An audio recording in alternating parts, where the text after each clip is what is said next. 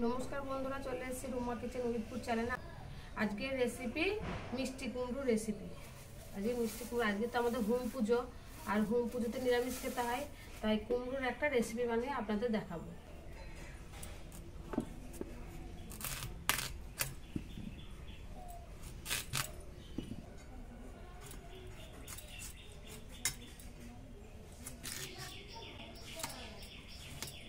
এইভাবে করে কেটে নেব।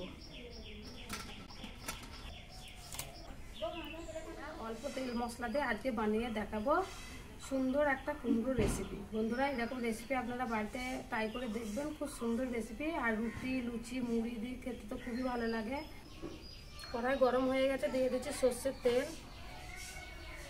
এখানে আছে গোটা গরম মশলা, শুকনো লঙ্কা, তেজপাতা আর গোটা জিরে, ফোড়ন দিয়ে দিচ্ছি। ফোড়ন খুব ভালো করে ভাজা ভাজা করে নেব। ফোড়ন খুব ভালো করে ভেজে নিয়েছি, দিয়ে দিচ্ছি কেটে রাখা সবজি। ভালো করে কষিয়ে নেব।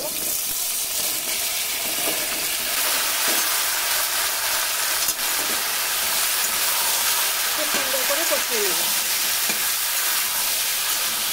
ঢাকা খুলে দিচ্ছি, দিয়ে দিচ্ছি একটু লবণ, দিয়ে দিচ্ছি হলুদ। খুব ভালো করে হলুদ লবণ দিয়ে কষিয়ে নেব।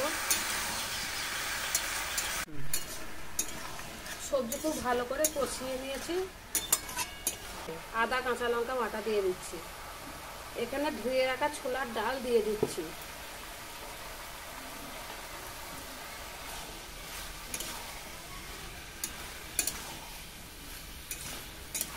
এখানে মশলা দিয়েও খুব সুন্দর করে কষিয়ে নিয়েছি সবজি। এবার দিয়ে দিচ্ছি জল।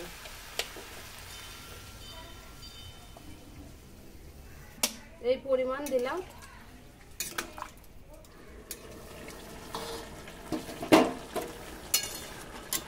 তরকারিটা নেড়ে দেব। তরকারি হয়ে গেছে, দেখুন সব সেদ্ধ হয়ে গেছে। আলু খুব সুন্দরভাবে সেদ্ধ হয়ে গেছে, কুমড়ো খুব সুন্দর সেদ্ধ হয়ে গেছে। আলু কুমড়ো ভালো করে সিদ্ধ করে নিয়েছি। এবার নামিয়ে নেব। নামানোর আগে দিয়ে দিচ্ছি চিনি। একটু মিষ্টি মিষ্টি হলে আরও ভালো লাগবে খেতে। আর যারা চিনি খান না, যাদের মানে সুগার আছে, তারা না দিলেও হবে।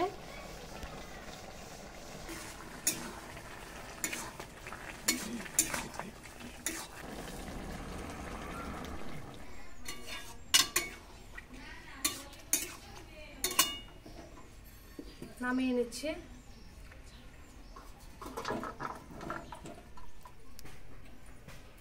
আজকে বাড়িতে অল্প তেল মশলাতে বানিয়ে ফেললাম ছোলার ডাল দিয়ে মিষ্টি কুমড়োর রসা। আজকে মিষ্টি কুমড়োর রসা আমি এরকমটাই বানিয়েছি। দেখুন বন্ধুরা,